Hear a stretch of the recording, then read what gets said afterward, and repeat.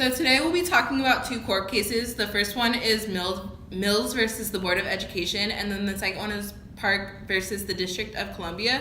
So the first one, Mills versus the Board of Education, took place in 1972, and it started with 7 students in Washington, D.C. who needed more educational services due to their disabilities, but the school claimed that they had insufficient funds to support them. But the court decided in favor of students, so that this helps kickstart IDEA, which is Individuals with Disabilities Education Act, and then it also kickstarted IEPs as well. So the second court case that we'll be talking about today is Park versus the Commonwealth of Pennsylvania, and this case was filed on January 7th, 1971, and this led the way to FAPE. So basically all students with disabilities between the ages of 6 and 21 had the right to a free and appropriate education, and they had the right to attend school.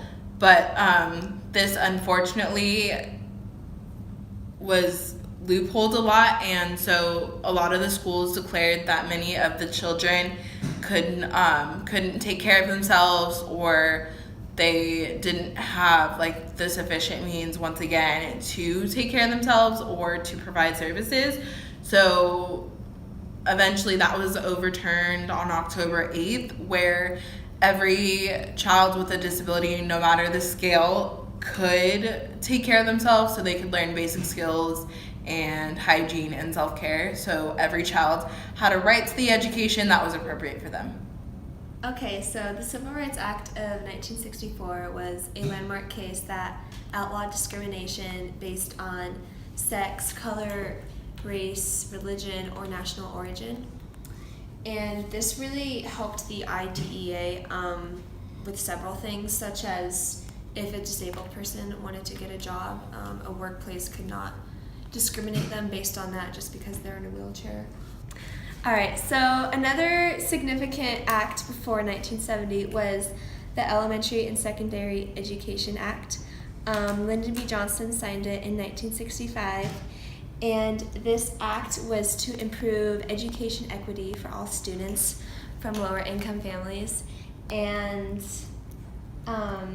it provided school districts with federal funding to serve those lower income families, so every student has a fair, equal, and significant opportunity at an education.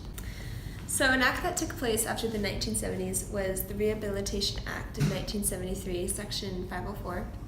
And basically this one ensured that people with disabilities would not have discrimination in academic or work environments, and that people with disabilities would be given the same opportunities as those without disabilities. And this was providing little accommodations for people, so such as if a kid needs extra time on a math test, or a girl needs to do her reading in a separate silent corner, this is what the act did. So another act that happened after the 1970s was the No Child Left Behind Act of 2001.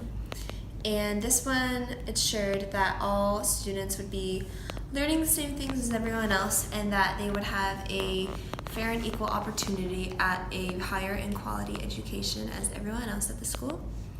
And No Child Left Behind is made up of 4 pillars, and the first one is accountability, and this basically just ensures that in the classroom, teachers are going to try their best for their student to achieve proficiency.